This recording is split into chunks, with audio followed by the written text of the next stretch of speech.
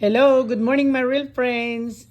Ito po ang aking mga na-receive ngayong Christmas at meron po tayo ditong bigay ng aking bunso. Ito po ay from Lovesack, the food sack blanket. Meron po tayong jeans, galing din yan kay bunso. The mug warmer from Tarina. The ISOD watch from my love Lisa. And this one is from Sheena. And also this from Charina. Ito pong polong ito ay galing kay Evan.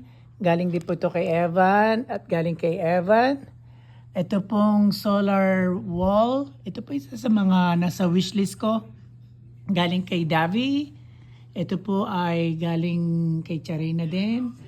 At ito pong dalawang hoodies na narito po. Isa pong gray at isa pong dark brown na parang nagbablock siya. Yan po ay galing sa aking bunso.